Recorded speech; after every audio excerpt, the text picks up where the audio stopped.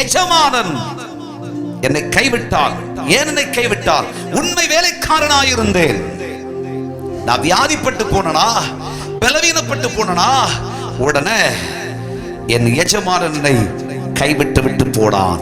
கர்த்தருடைய பிள்ளைகளே, இன்னைக்கு எவ்வளவு வருஷம், எத்தனை காலம் கடின உழைப்பாய் உண்மையா நீங்க உழைச்சிருக்கீங்க தெரியுமா? உழைப்பினுடைய பலன் கையில வந்த பாடு இல்ல, சம்பளம் கிடைச்ச பாடு இல்ல, வாழ்க்கையில உழைச்ச உழைப்பினுடைய பலன் இல்லை. எஜமானன் உன்னை மறந்து போகலாம், ஆனால் என்றும் மாறாத ஒரு எஜமானன் உண்டு. அவர் சர்வ வல்லமை உள்ள கர்த்தராகிய தேவன். அந்த எஜமான் நீ செஞ்ச ஒவ்வொரு வேலைக்கு அவர் பலனை கொடுப்பார். இந்த எஜமானோட மறந்துருவா, உன் குடும்பத்தை மறந்துருவா, வாழ்க்கையை மறந்துருவா. தேவனுடைய பிள்ளைய நீ செஞ்ச அற்புதமான செயலை மறந்துருவா, நீ போராடின போராட்டத்தை மறந்துருவா, நீ செஞ்சதான எத்தனையோ துணிகரமான எஜமானனுக்காக ஜீவனை கூட கொடுப்பேன்னு சொன்ன நிலைப்பாடெல்லாம் மறந்துருவா. ஆனா நம்மை என்றும் மறவாத, என்றும் கைவிடாத, பலவீனப்பட்டாலும் சரி, சோர்ந்து போனாலும் சரி, துவண்டு போனாலும் சரி, வாழ்க்கை நொந்து போனாலும் சரி, நம்மை என்றும் கைவிடாத ஒரு நல்ல எஜமான் நம்முடைய சர்வ வல்லமை உள்ளவராகிய கிறிஸ்து இயேசு என்கிற எஜமானனே. ஹல்லேலூயா, ஆமென்.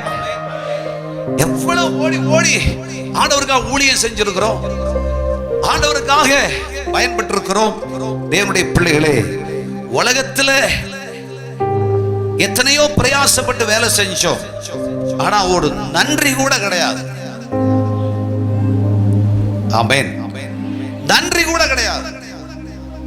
எவ்வளவு ஓடி ஓடி ராப்பகல் உழைச்சு கொடுத்த செஞ்ச, நன்றி இல்லாத உலகம் தான் மனுஷன்.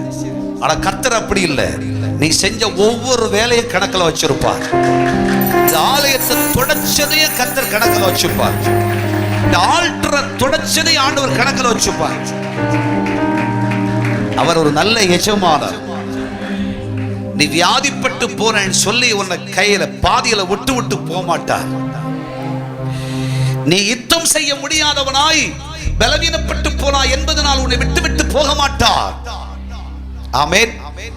இன்றைக்கு பல எஜமான்களும் என்ன செய்யறாங்கன்னு சொன்னா, கர்த்தர் கொடுத்த ஆச்சரியமான அழைப்பு இருக்கவே பலவீனப்பட்ட உடனே, கஷ்டப்பட்ட உடனே, உங்க அழைப்பெல்லாம் முடிஞ்சு போச்சுன்னு டோக்கன் கொடுத்து, ஒரு பெரிய கிஃப்டை கொடுத்து, கையில கொடுத்து, ஷாலை போட்டு போத்தி வீட்டுக்கு போன்னு சொல்லி வச்சிடறாங்க.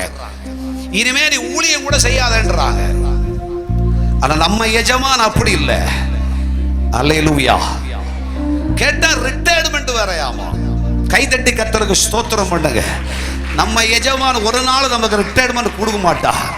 நான் பலவீனப்பட்டு போனாலும் சரி, நடக்க முடியாம இருந்தாலும் சரி, ஐயா நம்ம வாய் மட்டும்தான் பேசுதுன்னு சொன்னாலும் சரி, அந்த வாய் பேச்சனாலேயே ஒரு பெரிய அசாதாரணமான அசைவை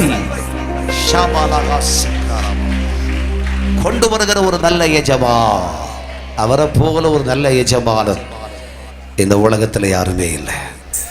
ஆமென் சொல்லுங்க.